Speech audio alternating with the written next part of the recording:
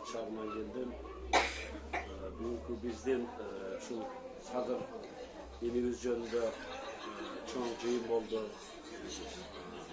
Садыр Нуркожоевичтин Кыргызстандын бардыгы бүткүл дүйнө жүзүндөгү кыргыздар мындайча айтканда мыйзамдуулукту талап кылып бардыгын ичашып турат. Себеби чындыктын бардыгы, акыйкаттыктын бардыгы Садыр Жапаровдо да. Себеби Садыр Жапаров бүткүл Кыргызстандын байлыгын дүйнөлүк аферисттерге талатпайын деп кыргыздарды баягы бүгүнкү күндө мына 4000 метр бийиктикте миллион тонналаган химический отходдор жатат, цианиттин отходу. Кыргыздын баягы тукум курут болбосун деп Садыр бүгүн ошо элдин кыргыз элин сактап калам деп, кыргыз элинин байлыгын аферисттерге алдырбайм деп түрмөдө турат. Ана бардык кыргыз билет, дүйнө жүзү дагы билет. И ошол канадалыктар да билет. Ошонун себептен мына биз чогулуп отурабыз. Негизи Кыргызстанда мыйзамдардын бардыгы бирок жазылган да. Бирок жазылган. Теңдик жок, мыйзам иштебейт. Эгерде депутаттар ушундай положение боло турган болсо, ар бир адамга отдельный мыйзам жазыш керек да.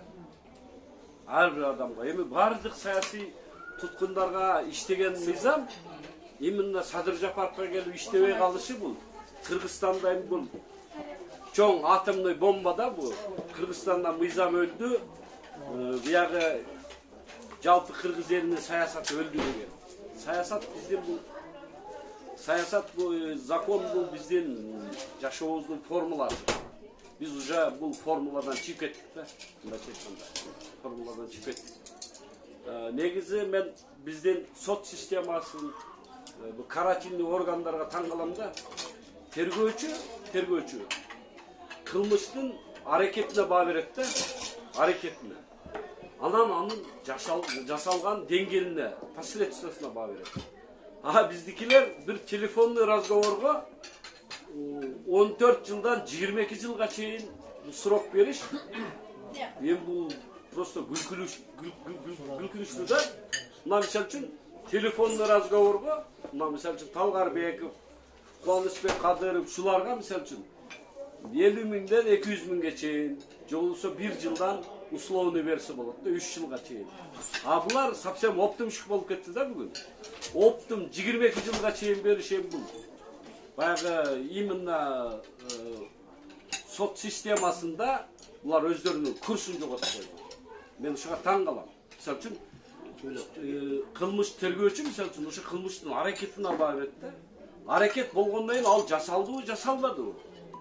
Жасалбаган нерсеге булар 22 жылга чейин берди. Бул эмне деген шермендешилик? Бул каяктан кайсы юриспруденциядан алынган мыйзамдар? Мисалы үчүн менин оюм боюнча мен юрист эмесмин, бирок ошоларга 50 миңден 200 миңге чейин штраф кылып, туура телефонный разговорлор бар, аракет бар. Бирок ал ишке ашпады да. Ушундай эле мамлекетке коркунуч келди, анан кийин булар өздөрүнүн бийлигинен коркса, 2 жыл, 1 жыл условный берсе болот. Анан кийин дагы эле бир нерселерди уюштура берсе, анда уже конкретно 5-6 жылга кетсе болот. Мен бул биздин сот системасында биздин карательный органдар вообще түшүнбөй калдым да. Карап турсак эми Садырга же күбө жок, же арыздануучу жок.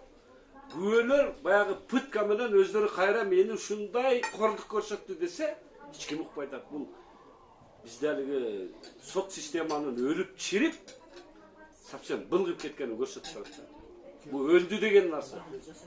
Бул келечек Кыргызстандагы жашагандар мамлекеттен үмүт деле кылбай койсо болот да, мындайча айтканда.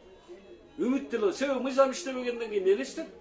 Кантип налог төлөп, кантип ушу мамлекетте өсүп өнүп, анан бала чакалуу болуп, тукумлайм дейсиң. Мыйзам иштебесе. Бул деген өлдү деген нерсе да.